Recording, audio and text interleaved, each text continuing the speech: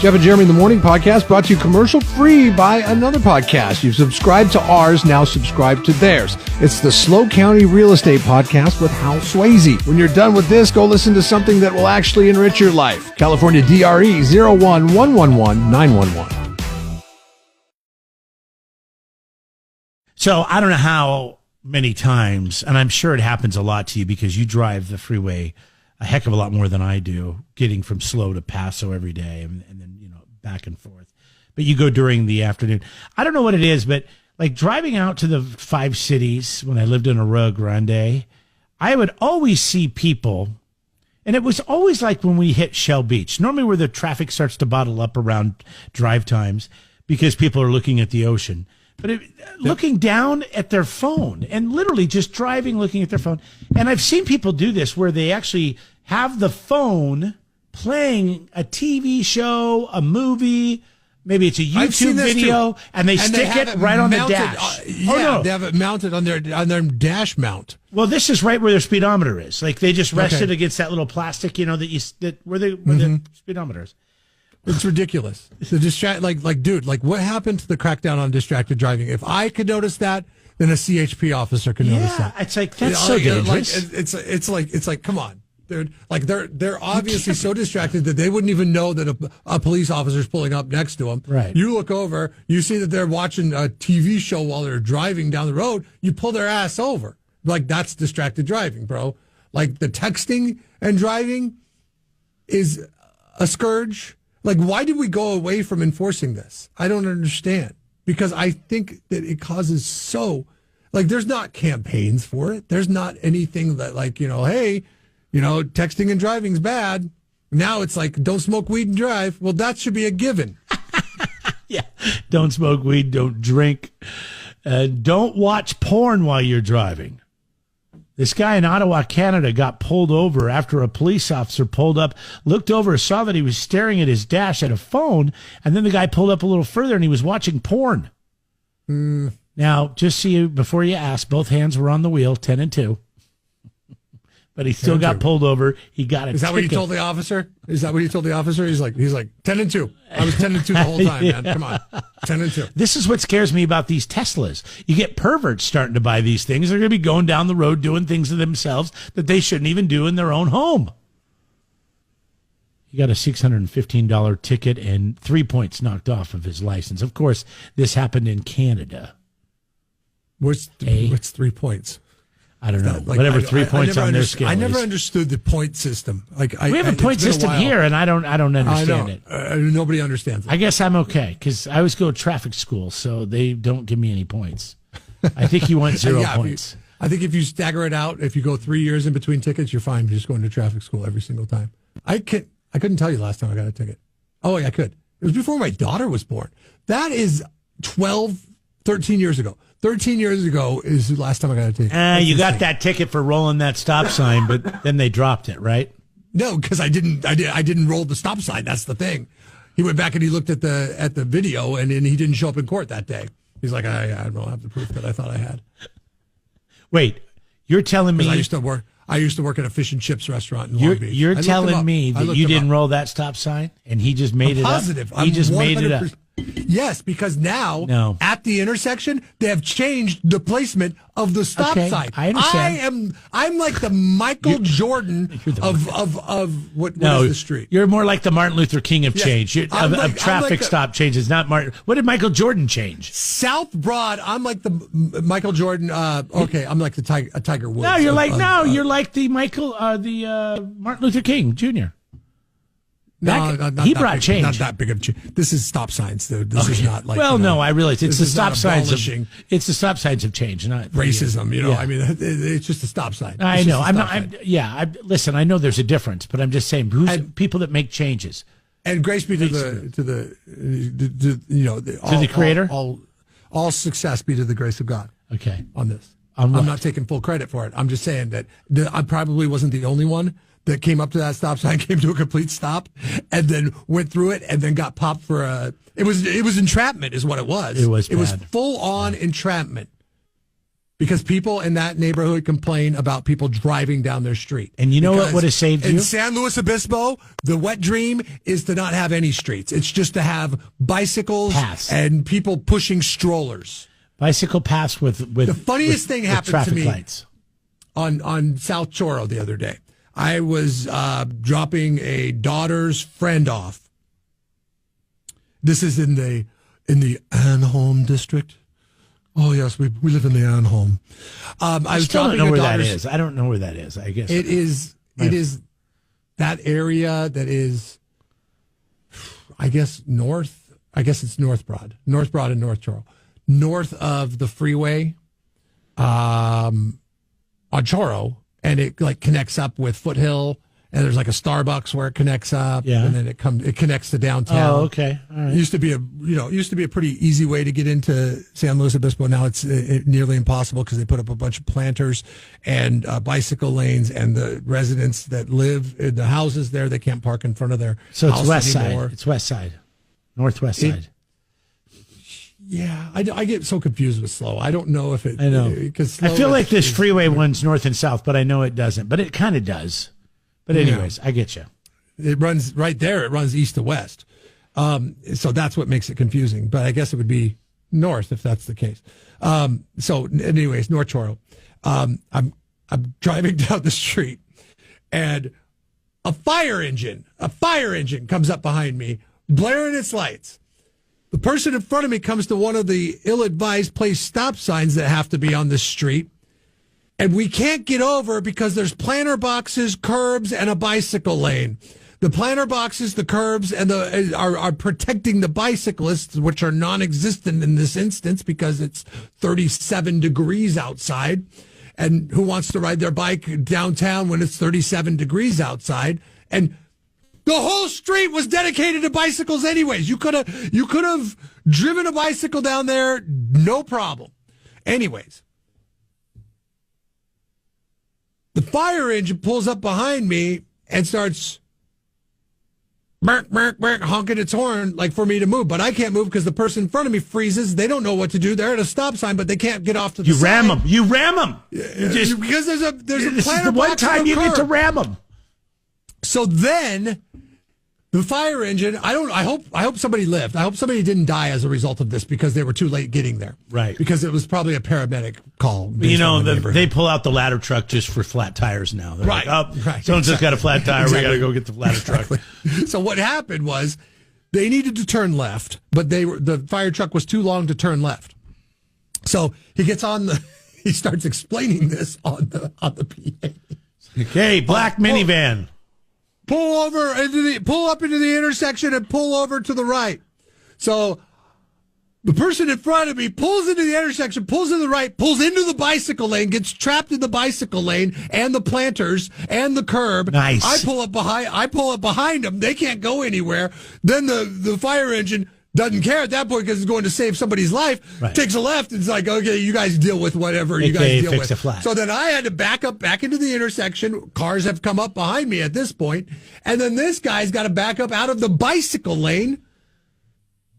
People are hitting these planter boxes left and right. They're having to replace them on the reg. This is the most stupidly planned city I have ever seen in my life. Whoever the city planner is, I don't pay that close of attention to city politics, so I don't know the person's name. But man, they are either getting a huge pay raise for government inefficiency that will need to be made efficient. So then, it's job security. Like, I'll put a bunch of planter boxes in the street and then take the planter boxes out of the street because, oh, wow, people are dying in this neighborhood because the paramedics can't get to them in time because traffic can't get through. It's ridiculous. I'm sorry. What were we even talking about? Oh, porn on a dash. Guy was driving down the road looking at porn. I'm sorry. I went off on a tangent. Then you went off on some fire. This Choro thing is the most ridiculous thing bike I have path, ever seen. Flower pots. I have seen people think that is a lane, that the bicycle lane is a lane, pull into it, realize that their car is too wide for it, plow into a planter box. Yeah. I drive by, I give them the thumbs up, and I keep going. Yeah. Keep making my case. 93.3 KCOC rocks. Jeff and Jeremy in the morning. I thought this was something that I only heard of as a kid, and immediately, okay, I'll just tell you. Pertussis, as you like to call it, whooping cough, is, I guess, spreading all over Atascadero High School. Okay. The kids are going home sick, and they're encouraging the kids, if they have it, then stay home sick. But there is a vaccination series of shots that you take, and the last one that you take is given to you right before kindergarten, and it's supposed to vaccinate you from whooping cough for years. Okay. If not for forever. I don't know. Is this new, or is this something that we probably got too? It's called DTaP. Do you remember being a kid getting all these shots? I do remember getting shots as a kid, and schools had to mandate it. And my mind went two places on this. Okay. One, we don't trust vaccinations after what happened with the whole COVID thing. And two, I just don't know if it's that we don't trust vaccines. I think it's we don't trust the system. Like, we had all this faith in our medical providers and doctors, and when that all went down, you're like, wait, none of this makes sense. Why are you pushing this so hard? It just got thrown under the bus. Yeah. All that. And I think even people that got all the shots still were questioning it, but almost wanted to look the other way. Yeah. Yeah, absolutely. I saw some kind of statistic kicking around on Twitter, and it was from a doctor, and he was a doctor that questions things. And he said, which is what doctors should do. They should question everything. Right. Absolutely. How they're trained. I mean, absolutely. And he posted this picture and said, like for 50 years, there were like 1,500 athletes that died of heart related conditions. They like a heart attack. Yeah. And I'm trying to find it because I could give the real numbers, but here we go. This is Jesse Morse. He's a injury doctor. I wonder why I followed Jesse Morse. You mean, so he's Dr. Jesse Morse? Yes. Okay. MD. Jesse Morse, MD is what he goes by on Twitter. And between 1970 and 2020, there were 1,300 deaths from cardiac arrest for athletes, 1,312. From 21 to 22, there were 1,598. So from 1970 to 1920, there were 1,312. From 21 to 22, there were 1,598. Something's going on. His comments on that were probably nothing. Probably just a coincidence. Oh, just a coincidence? Yeah. Just a coincidence, yeah. Right. He was joking around. But anyways, I think we've lost faith in the institutions. So does that mean more people aren't getting the vaccine for their kids? And then this is what leads to whooping cough? And then my second thought was, well, RFK is going to have some say about this in the next upcoming thing. And he's not big on vaccinations, at least forced vaccinations. He wants to allow parents to make those decisions for their kids. And they should be. Well, yeah. Unless you have whooping cough outbreaks. Like, I don't know where I sit on that, like what do you do? What do you do on that? Do you I would think that. Well, here's the difference. Most vaccinations, the difference, I think, give my kids, with a lot of people, and I'll put myself in this category with the COVID, vaccine. It was just so rushed, and I understood people felt there was a need. Like, I think there was a lot of people thought the world everybody was going to die of COVID, so they rushed it, and so that was always my question: is okay.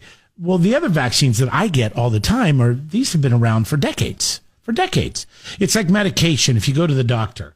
I have a friend who's diabetic, and he's on metformin. You've probably heard of it. Everybody's heard of it because it's the number one drug they've been giving people with diabetes for 6 decades. I mean, long time. And I'm like, why do you take it? And he goes, I don't know. It's the doctor said this is the longest. Yep. The doctor told me to take it. I go, well, what else do you take? Oh, God, he's on this, he's on that. He's on like 4 or 5 medications, including Mounjaro, injections, and he takes insulin. I'm like, do you really need to take all this stuff? Like, you lose the weight with the Mounjaro, right? I mean, that's the added benefit. He's a diabetic, so he's getting the diabetic dosage, not the weight loss dosage, which, believe it or not, which sounds scary to me. After talking to him, he was telling me that, you know what, if you're on a diet, people get double to triple the dosage I take to manage my blood sugar. So I've always wondered, well, what does it do to a regular person that doesn't have blood sugar issues because their pancreas creates enough insulin? And now you're adding this drug that's supposed to help lower your blood sugar, but you're not diabetic. But people are living, they're just not eating. I would think it would have the adverse effect. Like if your blood sugar's lower, wouldn't you be like hungry all the time? So then you got to eat to counterbalance the. I mean, I'm not a doctor, so I don't know. Well, you know, people say that, right? Like, oh, my blood sugar must be low. I'm cranky. Yeah, I got to eat something. That's what I'm feeling. Hangry is all. So, anyways, back to whooping cough. You got kids. You're probably the most, suspect to it. Yeah, we have an honest doctor though, and our doctor said we asked him with the COVID, although he may have seen it in my eyes that if he had a different response, we were going to be switching to another doctor. But we asked him, I said, what's the deal with this vaccination for the kids? He's like, yeah, they don't need it. For whooping cough or for COVID? I'm talking about whooping cough. For COVID. For whooping cough, yes. Yeah, and I'm guessing we did, the suggested. Well, I guess you could call your doctor. Vaccination. They have their medical records, right? You can yeah. Well, I think you need it for school. I think your wife probably knows where these records are. It's like you sound like that comedian when the kid needed a ride home from school and they called the dad. Yeah, I know. And he's like, you had the mom and the dad's phone number and you decided to call the dad? Jeff and Jeremy in the morning. My wife comes to me yesterday, and I looked at the Craigslist posting and all that stuff. She comes to me yesterday. She's like, did you hear that the former mayor, Heidi Harmon, is renting out her 1-bedroom, 1-bath house? And I was like, no, why would I know about that? But so she started going on and on about why and how and what comes along with it. Like she pays the utilities, which is pretty cool.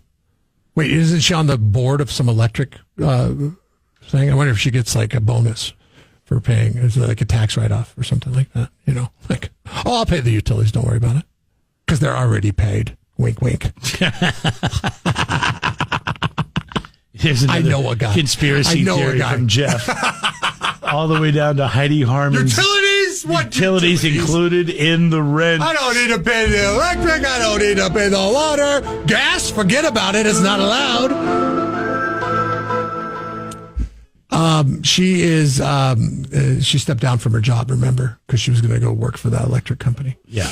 I just wanted to give a little context as to why I'm theorizing this as I'm moving through it.